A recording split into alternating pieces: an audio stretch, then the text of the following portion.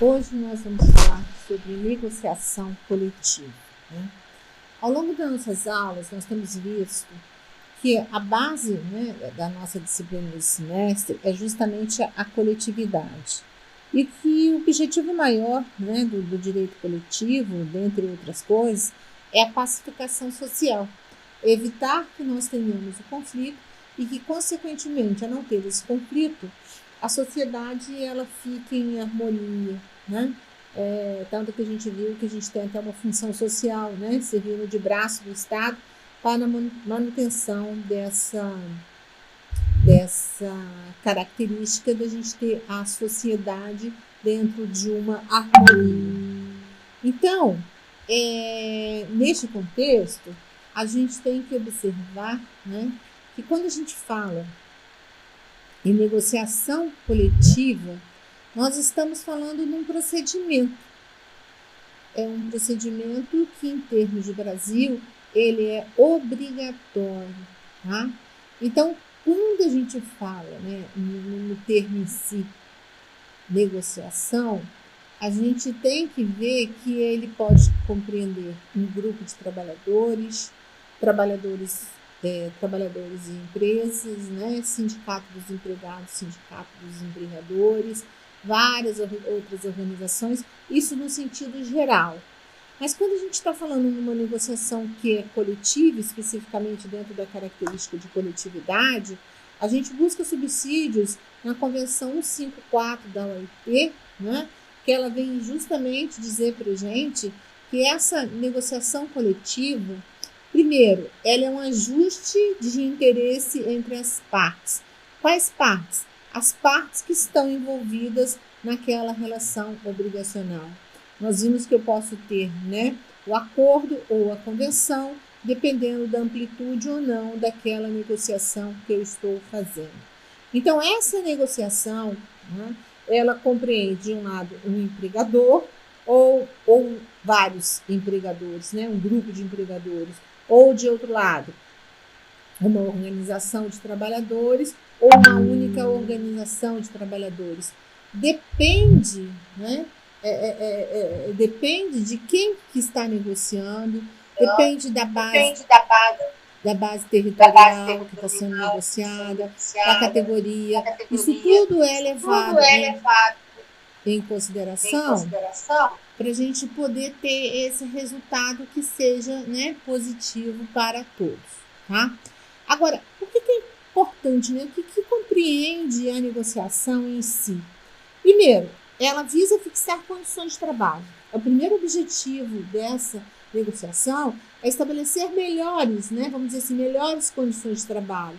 A gente já viu que o interessante não é colocar aquilo que está na lei, mas sim criar mecanismos que vão se ajustar na condição de melhorar aquilo que está estabelecido e acrescer, então, benefícios aos empregados.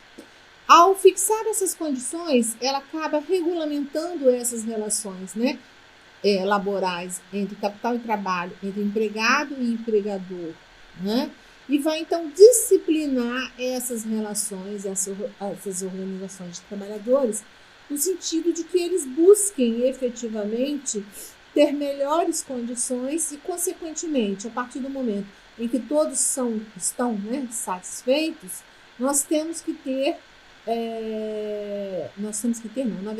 conseguimos alcançar a paz social. Então, de uma certa forma, quando a gente fala no conceito de negociação coletiva, ele, junto à Convenção 154 da OIT, a gente também complementa a recomendação 91. Por quê? A gente tem que pensar o seguinte: a negociação, eu não estou falando aqui no resultado da negociação, estou falando na negociação. A negociação é um procedimento, tá? Então, ele é considerado um procedimento e que no Brasil, por força do artigo 616 da CLT, ele é um procedimento que é obrigatório. Por quê? Necessariamente, antes da gente, por exemplo, distribuir um dissídio coletivo, eu tenho que tentar a negociação, eu tenho que tentar chegar a um denominador comum entre aquelas partes para evitar que eu tenha que pedir ao Estado juiz que ele julgue, né? Que ele dê uma sentença, né? Que vai normatizar aquela relação de trabalho. Então, do ponto de vista jurídico no nosso ordenamento, ele é um procedimento que ele é obrigatório. Então, a primeira perspectiva, então, que a gente tem que ver é que, no Brasil, o procedimento da negociação, ele é obrigatório. Mas tá, e se a gente está falando que ele é um procedimento, qual então seria o resultado deste procedimento? Aí o resultado do procedimento já é uma condição diferenciada, né? O resultado ele já não é obrigatório, ele é facultativo. Ele é facultativo por quê? Porque eu entro num processo de negociação. Marcamos mesas redondas para poder negociar, marcamos mesas redondas no Ministério do Trabalho, marcamos reuniões junto à entidade sindical, né, na empresa. Mas nem sempre as partes elas conseguem de per si chegar a um denominador comum. Então, se elas não chegam a um denominador comum, vamos dizer assim, é razoável? É razoável, porque depende da vontade das partes, né? A gente está num contexto aí de bilateralidade. Os dois têm que, de comum acordo, chegar a um resultado que atenda às partes. Então, este resultado, né, do procedimento que é a negociação, ele é facultativo porque as partes podem ou não chegar a um acordo, podem ou não chegar a uma convenção coletiva. Então, a norma coletiva, que é o acordo ou convenção coletiva, ele é facultativo, ele não é obrigatório, porque nem sempre as partes de comum acordo, por elas próprias, elas conseguem chegar a um denominador comum. Às vezes elas não conseguem chegar a um denominador comum e elas então vão para o judiciário. Quando vai para o judiciário, o que eu tenho que comprovar é que eu efetivamente passei pelo procedimento. Obrigatoriamente, eu passei pelo procedimento da negociação, mas o nosso procedimento não chegou a um resultado positivo. Em não chegando a um resultado positivo, então eu vou, por exemplo, interpor a ação de dissídio coletivo, que nós vimos que, por força do artigo 114, né, da Constituição Federal, hoje as questões coletivas, no que se refere a dissídios coletivos, elas são dirimidas, né, junto à Justiça do Trabalho.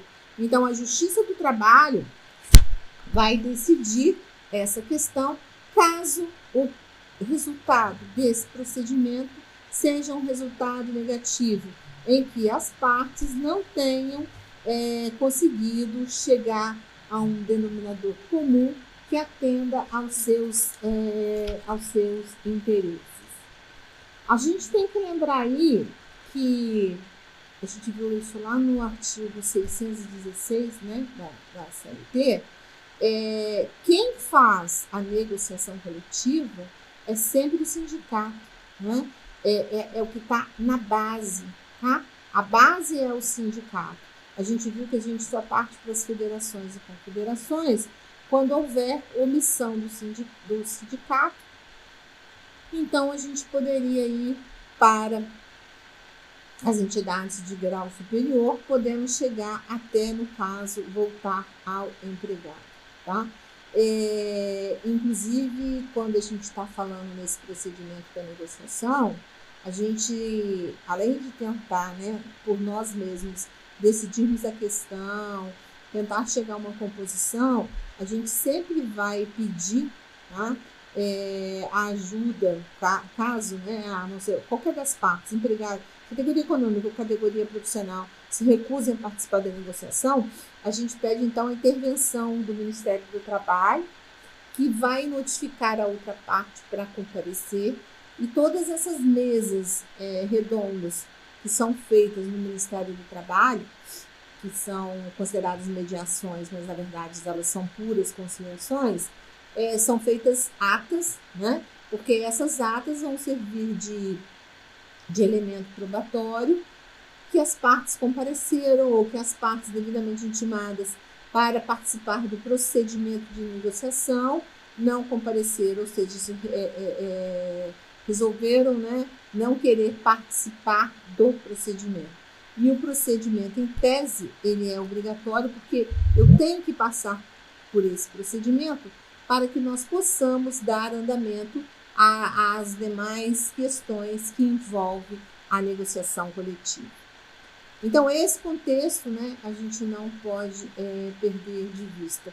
Ele é um procedimento que ele é obrigatório, tá? Eu tenho que passar. O resultado dele é facultativo, mas a composição da negociação, no sentido de abertura dessa negociação, o procedimento da negociação, ele é obrigatório. O resultado é que é facultativo. Os doutrinadores, de uma forma geral, quando eles falam sobre as funções e validade da negociação coletiva, alguns autores, e no material que eu utilizei para vocês, inclusive eu escaneei o livro do professor Sérgio Pinto Martins, ele aponta que a gente tem, né, como funções a função jurídica, a política, a econômica, a ordenadora e a social. Quando ele fala na função jurídica, né, aspecto jurídico, ele diz que ela se distingue ou se divide em 3 outras situações. Então, nós temos a função jurídica normativa, a função jurídica obrigacional e a função jurídica compositiva. Quando estamos falando na função jurídica normativa, nós já vimos que essa normatização, ela gera regras para as relações de trabalho, né? Ela gera regras para que empregado e empregador vão cumprir essas regras que estão estabelecidas como resultado daquela negociação. Então, ela cria regra que vai compor, né, o nosso ordenamento jurídico e que passam a ser regras obrigatórias a serem observadas por aquelas partes que estão naquela relação contratual, daquele contrato. Por outro lado, ainda como regra jurídica, ele fala que ela tem, né, uma característica, ela tem uma função obrigacional. Por quê? Porque ela gera também obrigações que têm que ser cumpridas por aqueles que pactuaram a relação. Ela gera multa, ela gera toda a relação obrigacional, né, com sanções previstas para as próprias partes que estabeleceram a norma, independentemente daquela relação que ela criou entre empregado e empregador, que deve ser cumprida. Então, se eu descumpro uma regra da norma, por exemplo, a empresa tem que pagar ao sindicato uma multa. Posso estabelecer? Posso. Isso está dentro lá do direito penal? Sim. Eu só tenho que observar a questão da cláusula penal em relação ao valor. E ainda no aspecto, né, da função jurídica, os autores falam na função compositiva. O que seria a função compositiva? A gente já falou várias vezes, compor conflitos, né? Na verdade, ela é um meio extrajudicial de solução de conflitos, onde a gente o quê? Pretende minimizar qualquer impacto, né, que possa ser maléfico dentro daquela sociedade a que nós estamos nos mencionando, que nós estamos falando. Então, como forma de superação de conflitos aí, eles falam que o objetivo maior é justamente alcançar a paz social.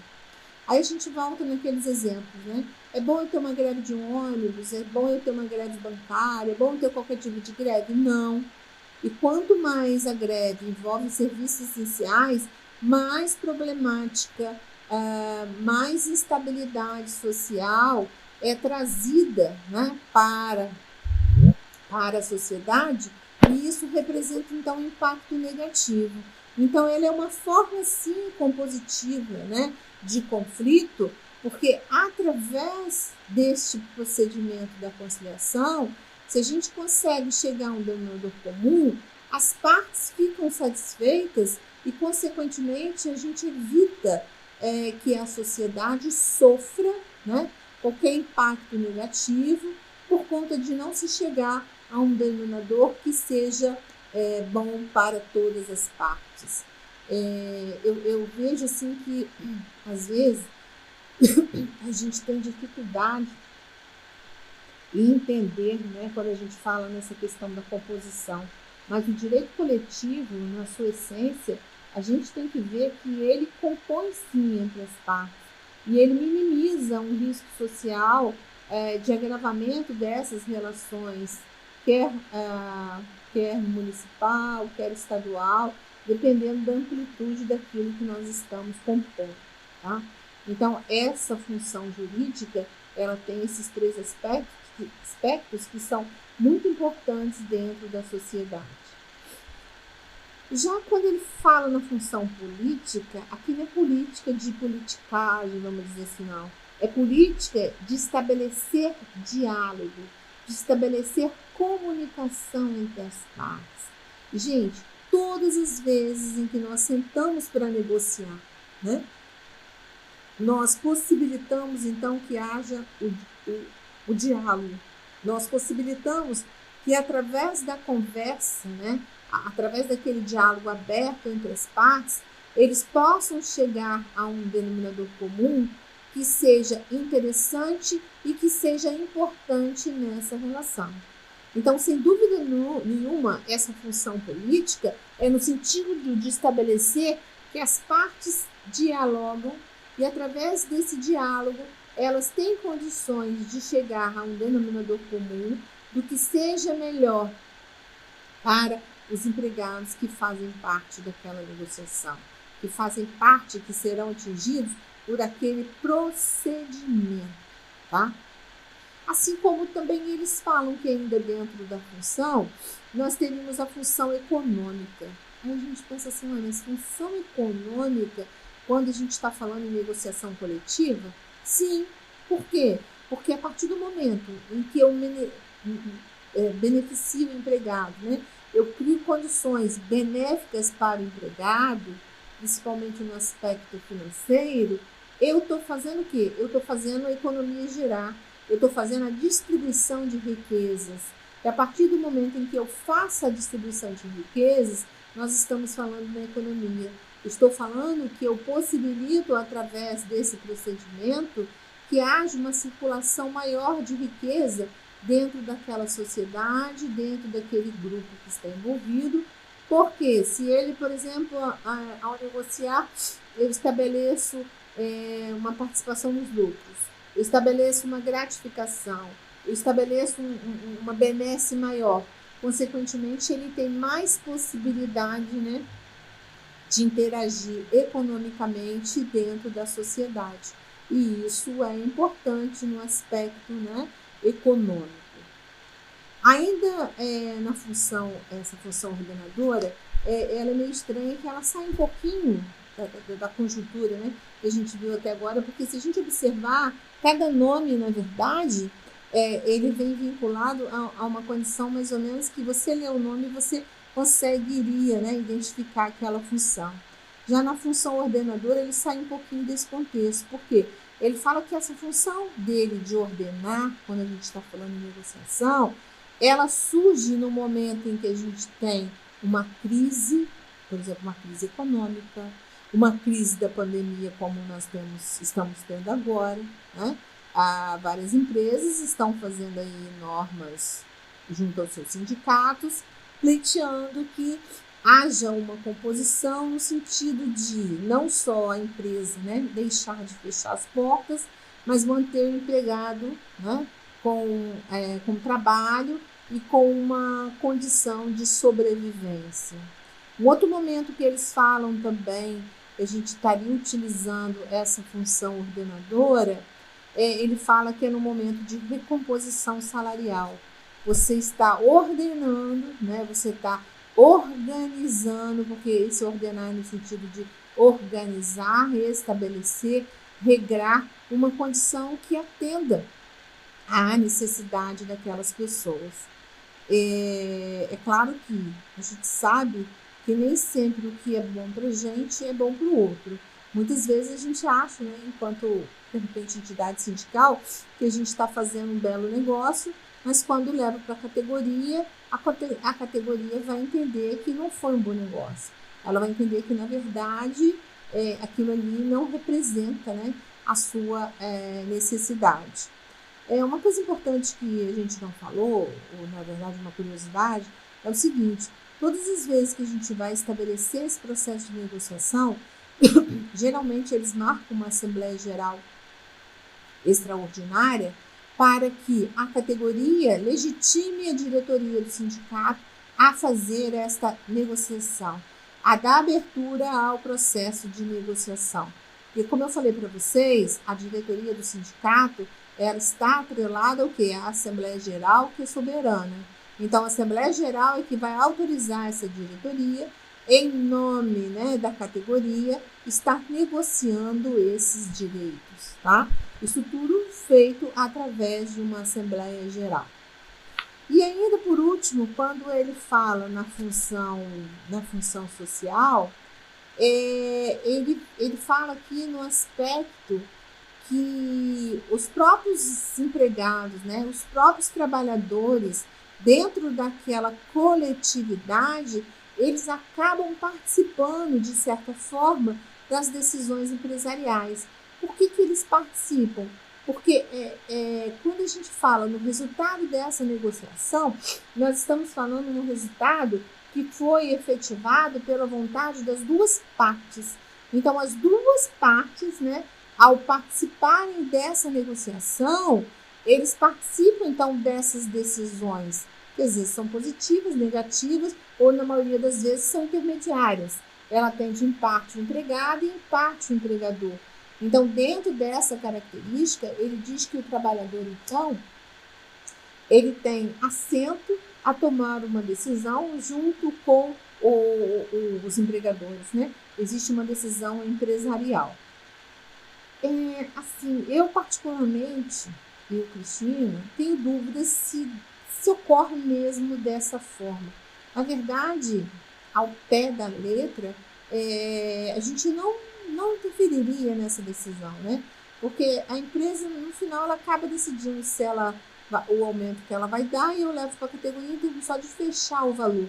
Mas dizer que eu vou decidir o quanto sozinho, a gente não decide. Geralmente, existe essa condição da bilateralidade, e o empregado, muitas vezes, né, até por necessidade, ele acaba aquecendo, né, a essa condição que lhe é apresentada, tá?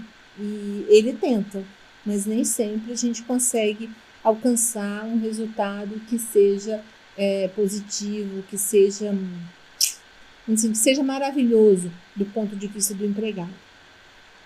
Então, gente, essas funções são importantes, né?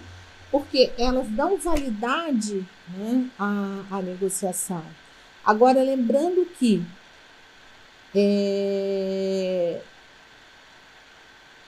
o resultado prático, né, deste procedimento de negociação, ele só se efetiva quando a gente consegue fechar a norma coletiva, o acordo ou a convenção coletiva. E lembrando que o Estado, neste caso da negociação coletiva, o Estado ele não interfere, né? A gente não tem a homologação do resultado desse procedimento pelo Estado, tá? E a gente, na verdade, pede só ao Ministério do Trabalho, no caso, para que, caso haja uma recusa por uma das partes instaurar o processo de negociação, que ele interfira no sentido de chamar essa parte que está não querendo, né, vamos dizer, que não quer participar, que ela seja chamada aí, porque às vezes quando a gente tem a intervenção do Ministério do Trabalho, a empresa costuma aparecer mais facilmente quando ela está muito reticente, né? Está muito bloqueada no sentido de comparecer e de negociar. Então, com isso, a gente viu que lá o artigo 8º, inciso 6º da Constituição, ele deixou bem claro para a gente que quem tem que participar obrigatoriamente dessa negociação é o sindicato, tá? Não é federação, não é confederação, não são as entidades sindicais. O sindicato é que é o legítimo representante. E através, então, né, dessa negociação, ele tem como finalidade a pacificação social. Estabelecer naquela sociedade onde está havendo aquela negociação a paz social, evitar que haja um dissenso entre as partes, e isso redunde, então, em toda a sociedade. Tá? Regra geral, o Estado, né, ele não interfere nessa norma coletiva, a não ser que depois ele verifique, né, que tenha uma regra que foi feita ali que fere o direito, porque todas as vezes que a gente estabelece um acordo numa convenção coletiva, ela não pode ir contra aquilo que está estabelecido, né, na nossa legislação como permitido. Aí, neste caso, a gente já até comentou em outras vezes que o Ministério Público do Trabalho ele pode entrar com uma ação anulatória, né, de cláusula de norma coletiva por ela ferir dispositivo de lei. Então, com base não só na legislação, mas também com a previsão do artigo 9º da CLT, ele pede a nulidade dessa norma, tá?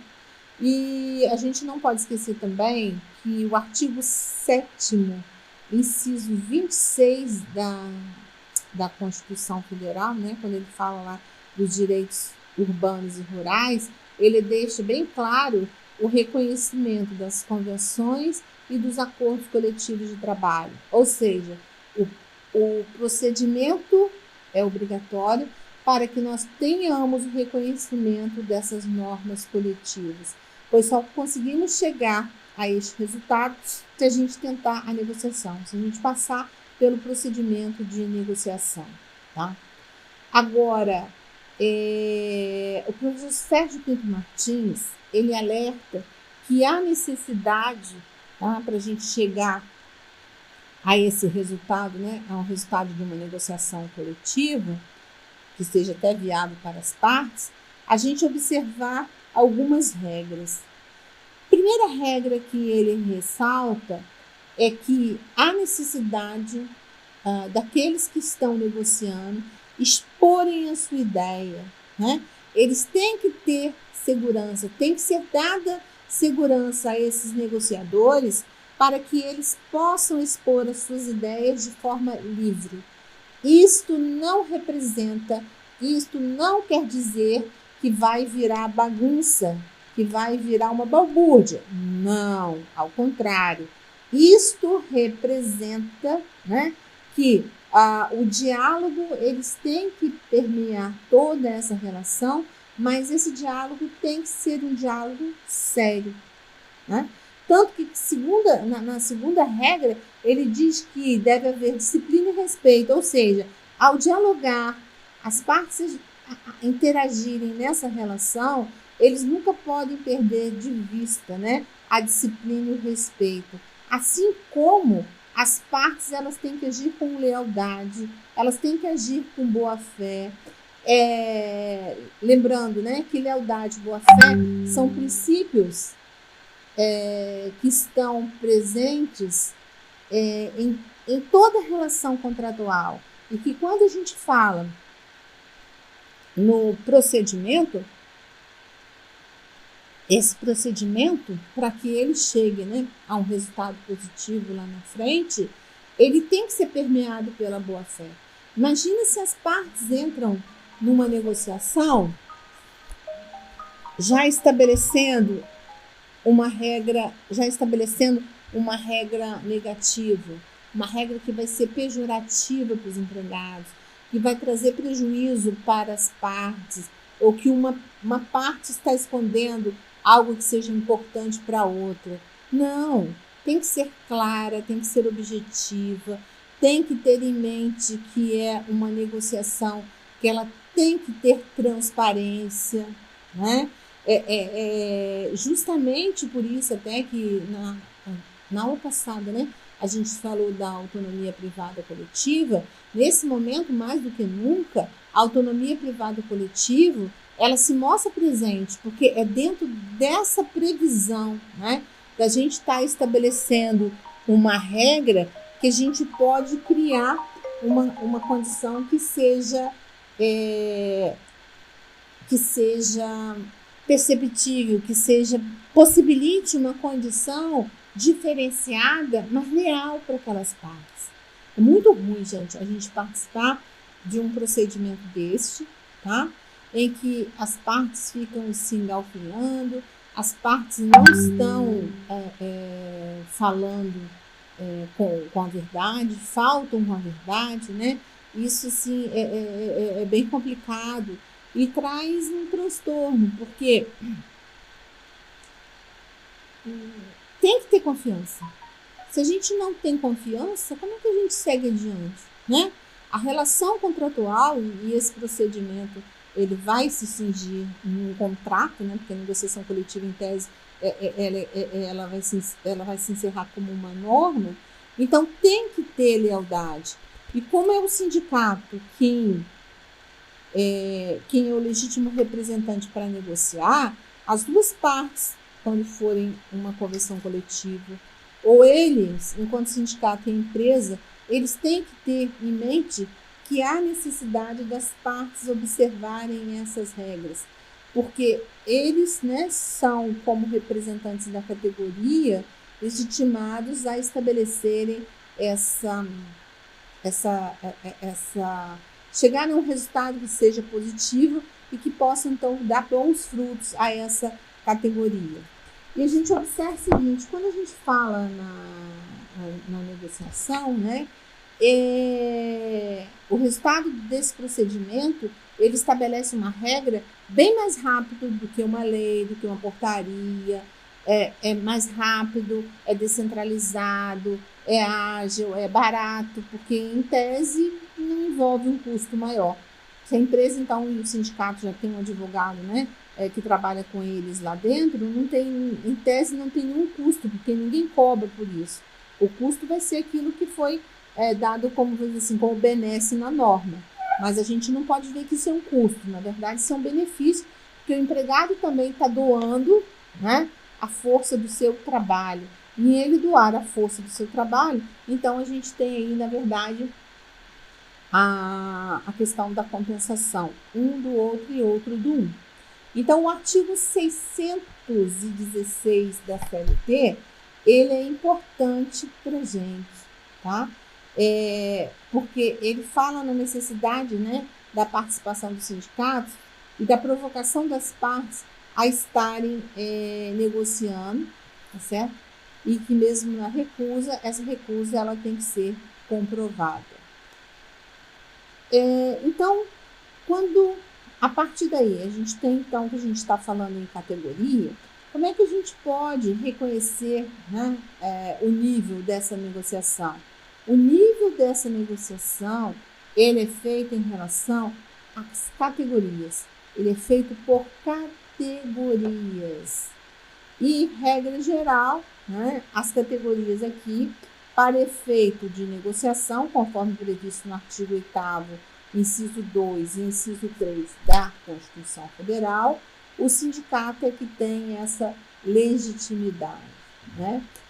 Ele é que tem essa legitimidade para estar negociando, tá?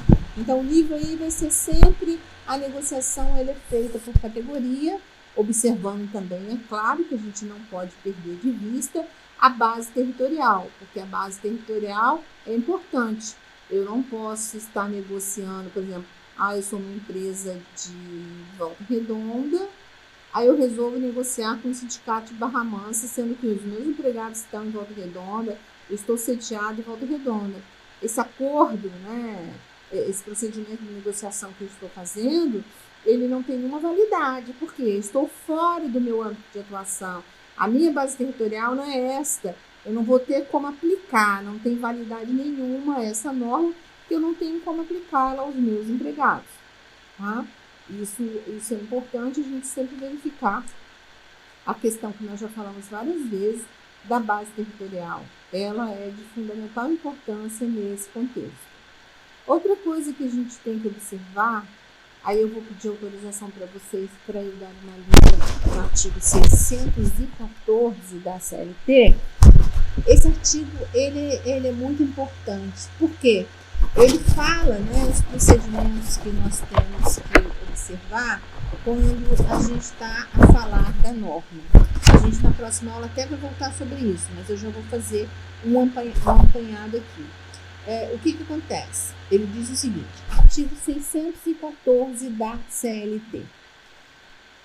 Os sindicatos convenientes ou as empresas acordantes promoverão conjunta ou separadamente, dentro de 8 dias da assinatura da convenção ou do acordo, o depósito de uma via do mesmo para fins de registro e arquivo no Departamento Nacional do Trabalho, em se tratando de instrumento de caráter nacional ou interestadual, ou nos órgãos regionais do Ministério do Trabalho e Previdência Social nos demais casos. Parágrafo 1º.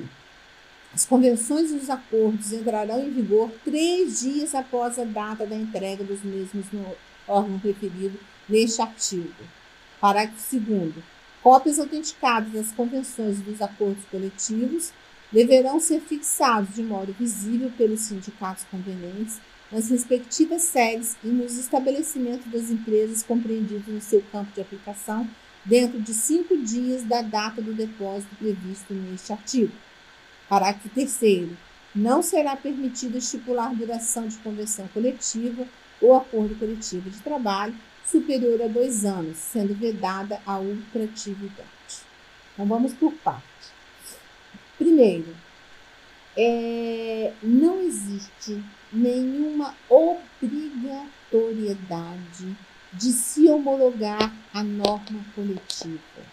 Eu não vou pegar, né, o resultado do meu procedimento, que a gente está falando que é um procedimento, e vou levar esse resultado que nós chegamos, né, que fixou o acordo, a convenção coletiva, para que o Estado chancele.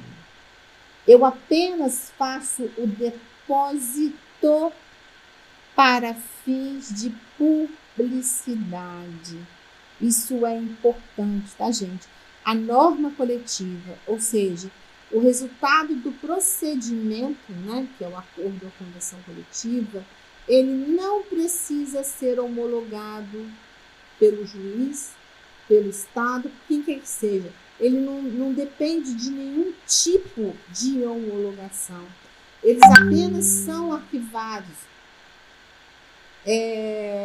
Eles apenas são arquivados no Ministério do Trabalho para fim de publicidade. Por exemplo, se vocês pegarem hoje, abrirem o site do Ministério do Trabalho, tem lá, chama-se Sistema Mediador.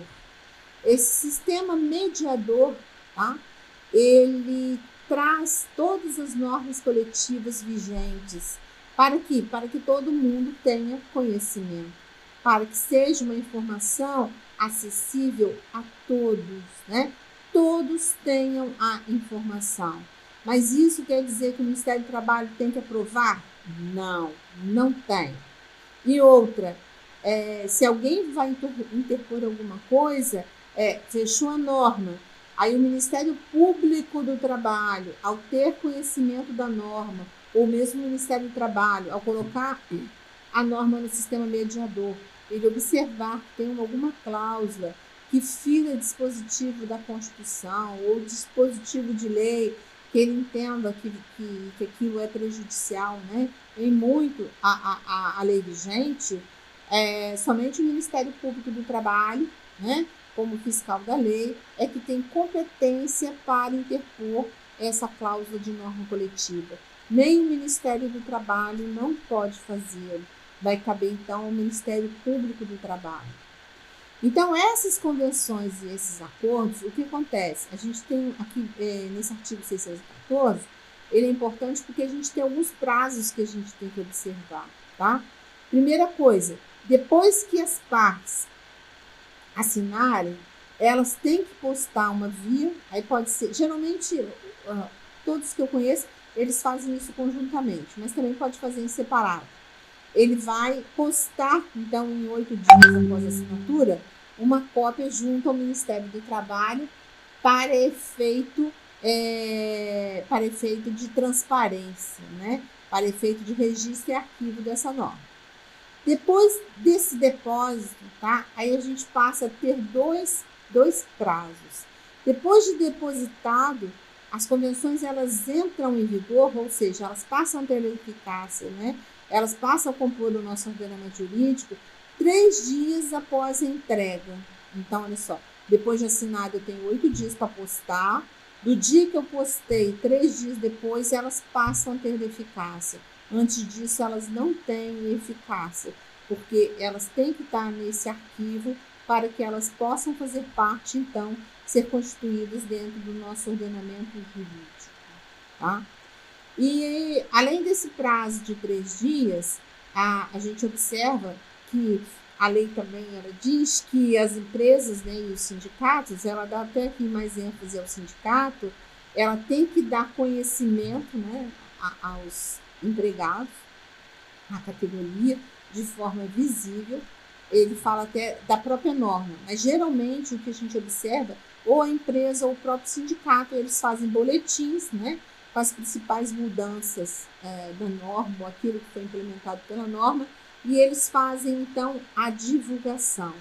Esses 5 dias da divulgação, na verdade, eles começam a encontrar do registro e arquivo. Então, a gente tem um prazo de 3 dias para ela entrar em vigor e 5 dias para dar publicidade àqueles que são interessados nessa norma. De uma forma geral, né, como a norma ela prescreve, ela estabelece, ela rege condições gerais de trabalho, então você tem que dar conhecimento àqueles que são interessados, até para eles conhecerem. Mas a gente vê que mesmo havendo a publicação, né, alguns sindicatos mais do que o outro fazem divulgação, outros nem tanto assim, a gente observa que os empregados, de uma forma geral, eles ainda têm muita carência, né, de saberem, de terem a informação do que realmente está naquela norma. Às vezes você conversa com empregados que ele não sabe, por exemplo, que ele tem direito a uma cesta básica que está na norma coletiva sendo repetida há 3 anos e que ele nunca recebeu e que ele, então, nem tomou conhecimento. Principalmente para quem trabalha em pequenas empresas, que são 1, 2 empregados, mais afastados. A maioria, muitas vezes, nem sabe que ele tem direito, nem sabe o que é uma norma coletiva. Quando você pega, por exemplo, sindicatos bancários, sindicatos metalúrgicos, né, quando eles entram nessa negociação, todo mundo participa, sai nos jornais, os empregados estão sempre ali interessados, querendo saber o que aconteceu, o que não aconteceu, o que pode ser melhorado. Mas quando a gente tem um empregado que ele, né, vamos dizer assim, mais simplório, né, que fica mais afastado desse meio, a gente vê que muitas vezes ele não tem nenhuma informação. E, gente, sem a gente conhecer a norma coletiva, é impossível a gente dar assistência para o empregado ou para o empregador. Tá? Então, por quê? Porque o resultado desse procedimento da negociação é justamente estabelecer uma norma, estabelecer uma regra. Como é que eu posso defender qualquer das partes se eu não sei qual regra que ele está atrelado? Se eu não sei a qual regra que ele está vinculado? Eu preciso conhecer, eu necessito conhecer essa regra para poder saber como é que eu faço, para onde eu vou, como é que eu caminho. Senão eu trago prejuízo ao empregado. Vamos supor que o caso que eu falei aqui, que o camarada tem 3 normas, né? Que ele está que vem repetindo, que ele tenha direito a uma cesta básica. Né? Vamos supor lá, uma cesta básica de R$100. Poxa, olha só, o cara já perdeu, né, 1.200 no primeiro ano, 1.200 no segundo, está perdendo 1.200 no terceiro. Mas se eu não sei disso, isso vai passar em branco e ele vai continuar perdendo.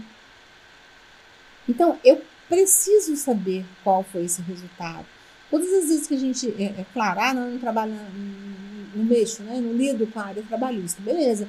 Mas se você é um advogado, né, que em algum momento vai entrar com uma reclamação trabalhista, vai atender uma empresa, vai atender um sindicato, ou vai dar uma opinião, né, sobre uma questão que avoca questões trabalhistas, necessariamente você precisa conhecer. Você necessita fazer este procedimento de olhar qual a norma que está vigorando, tá? Então, uma outra coisa que eles chamam a atenção aí no artigo 614, mas que na verdade eu não vou entrar nela porque é assunto na nossa próxima aula, é quando ele fala na questão da ultratividade, tá? Porque com a reforma trabalhista, antes o Supremo estava entendendo que a gente aplicava a ultratividade, né? Hoje não se aplica mais. Com a ultratividade, aquilo que a gente negociou incorporava ao contrato até que houvesse uma nova norma. Hoje não é mais assim. Acabou a regra da convenção, o prazo, né? Então acaba também os benefícios da norma. Regra geral, uma norma coletiva, ela pode valer no máximo 2 anos, tá? Isso também é uma coisa que é importante, porque eu não posso colocar uma norma coletiva infinitamente. A norma coletiva ela tem que ter uma periodicidade. O ideal mesmo e a prática normal é ser 1 ano, principalmente as cláusulas econômicas. Cláusulas sociais, 2 anos até que não faz muita diferença. Mas é assim, a empresa ela está incorporando, né, nessa negociação alguns direitos que ela sabe, por exemplo, que ela tem o fôlego financeiro de bancar por 1 ano. Mas passado 1 ano, ela sabe que ela não consegue bancar essa estratégia. Ela não tem condição de pagar por isso. Então, a característica, né, dessa negociação do acordo coletivo, da convenção coletiva, é ele ser sazonal, ele ser temporário, justamente para ele atender essa especificidade da necessidade das empresas. Porque se eu for criar uma norma que depois eu não posso tirar, é melhor eu não criar. Nenhuma empresa ia querer negociar, né, uma regra que ela depois não pudesse alterar, que ela depois não pudesse voltar atrás, que não fosse interessante para ela naquele contexto, ela mudar a regra do jogo, tá certo? Então, por isso que ele tem a característica de ser no máximo 2 anos. Mesmo assim, quando é 2 anos, embora a lei não fala, a prática é que as cláusulas sociais sejam de 2 anos, mas as cláusulas econômicas sejam revistas anualmente.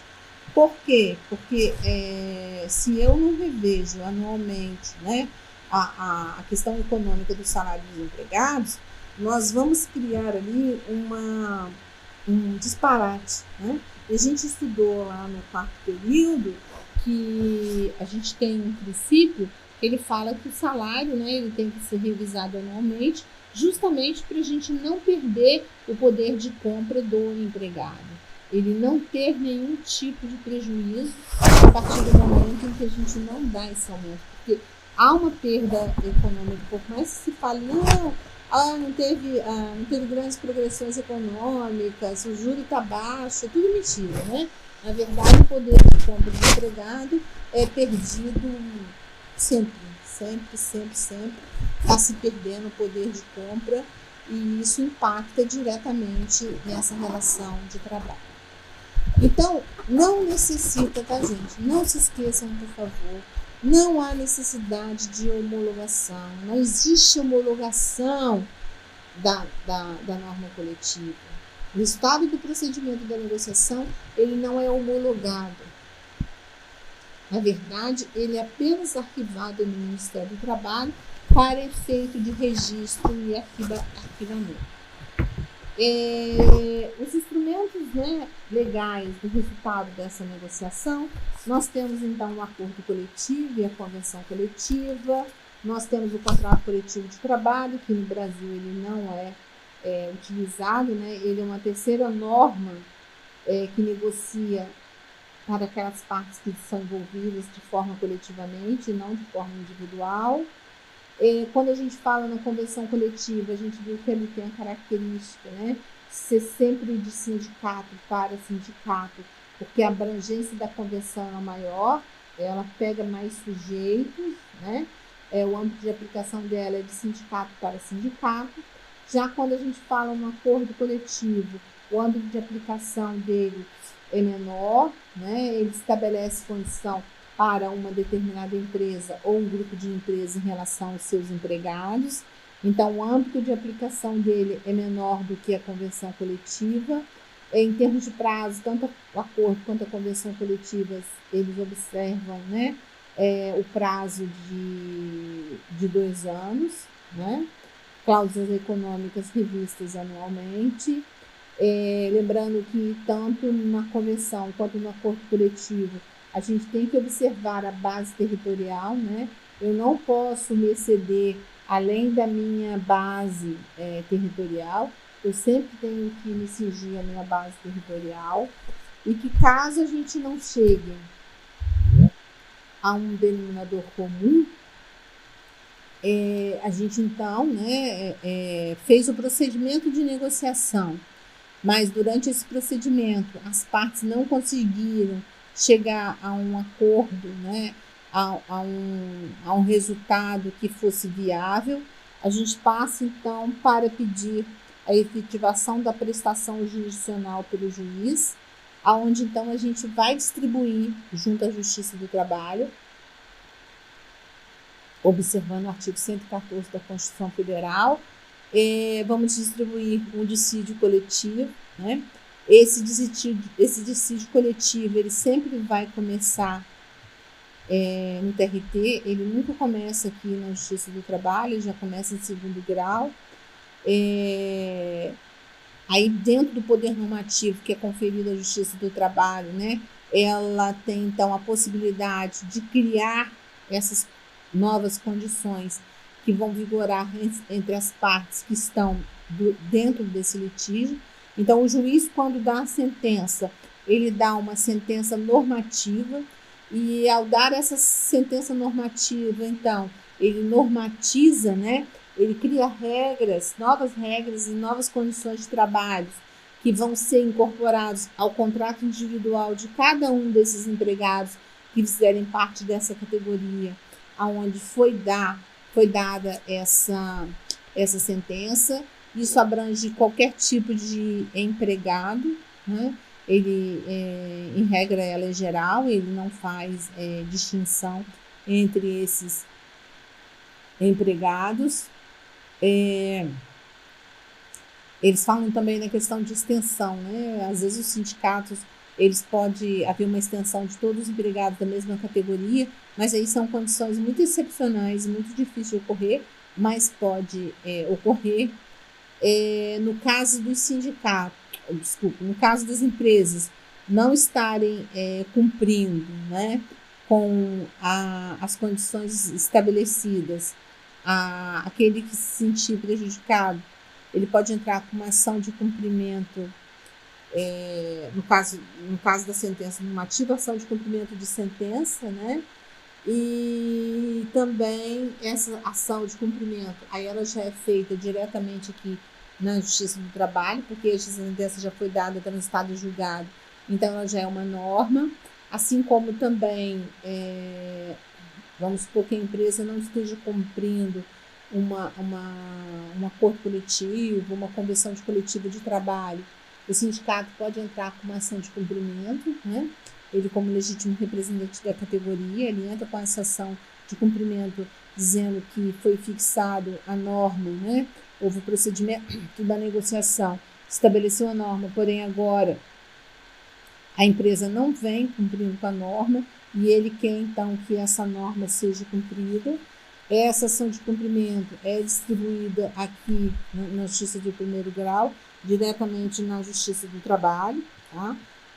Essas questões coletivas, antigamente, algumas delas eram discutidas na Justiça Estadual, mas com o advento do artigo, né, 114 da Constituição, todas essas relações coletivas, inclusive muitas questões, inclusive administrativas, como as multas do Ministério do Trabalho, todas elas passaram hoje para a Justiça do Trabalho. Então, a Justiça do Trabalho é que é a legítima competente para julgar todos esses tipos de ação. Então, ela é que vai fazer essa decisão, né? Ela é que vai fazer essa decisão, né? Ela é que vai decidir este processo se realmente for, né, houver uma postulação no sentido de que o Estado intervenha. Então, lembrando, o Estado só vai intervir neste momento, tá? O Estado só vai vir intervir se nós formos lá e pedir assim, olha, Estado, eu quero que você intervenha porque nós não estamos conseguindo chegar a um denominador comum. Por isso é que eu preciso que você vá lá e faça essa interferência. Do contrário, gente, o Estado não vai interferir. Do contrário, o Estado não vai lá dizer, olha, gente, eu não concordo com isso, com aquilo. Ele não vai fazer isso. Por quê? É uma regra dentro da autonomia privada coletiva, né, que é conferida aos entes sindicais, deles negociarem livremente. A gente só tem que observar as limitações, né? Aquilo que está na lei, que eu tenho possibilidade de negociar, e aquilo que eu tenho a não possibilidade de estar negociando. Fora disso, é livre. Por conta disso, inclusive, que a gente sempre faz, né, a observância ao artigo 8º da Constituição Federal, porque ele nos permite, né, ele nos dá essa chance, essa possibilidade da gente negociar livremente. A gente só tem que saber negociar, a gente só tem que saber até o nosso limite, tá? Então, este procedimento que a gente viu hoje, que é o procedimento da negociação, ele é um procedimento que ele é obrigatório. Eu não posso deixar de lado, eu não tenho como distribuir um dissídio coletivo se primeiro eu não passar pela negociação. Lembrando que a negociação como procedimento, o resultado é facultativo. Por quê? Porque eu posso não chegar a um denominador comum. As partes não são obrigadas a fecharem uma norma se elas não tiverem certeza que é aquilo que elas querem. Se elas não tiverem convicção que aquela norma é melhor para elas. Muitas vezes a categoria, né, como eu falei com vocês, é dada à diretoria do sindicato a faculdade de negociar, mas quando ele leva isso para a Assembleia Geral, a categoria é soberana. A categoria pode entender, contrariamente ao sindicato, que aquilo não é uma boa opção. E entendendo que aquilo não é uma boa opção, o que ela faz? Ela, então, não aprova, né? E não aprovando, a gente não consegue, então, chegar a um denominador comum. Por isso é que a gente fala que o procedimento é obrigatório, mas o resultado do procedimento é facultativo, porque depende, essencialmente, da vontade das partes no sentido de aceitarem aquilo que está sendo proposto no procedimento, tá? E a base que a gente tem, né, dentro do direito internacional para essas negociações é justamente a súmula 154 da OIT e a recomendação 91 da OIT. E a gente não pode, em momento algum, perder de vista o artigo 616 da CLT, o artigo 8º da Constituição, tá? E também o artigo 614 da CLT. Eles são importantes nesse contexto quando estamos a falar de negociação. Agora, hoje nós estudamos a negociação. Na próxima aula, nós vamos já estudar o resultado dessa negociação, que é o acordo e a convenção coletiva. que, como eu falei para vocês, ela pode ser facultativa, porque a gente pode não estar preparado para chegar a um denominador que seja comum para as partes.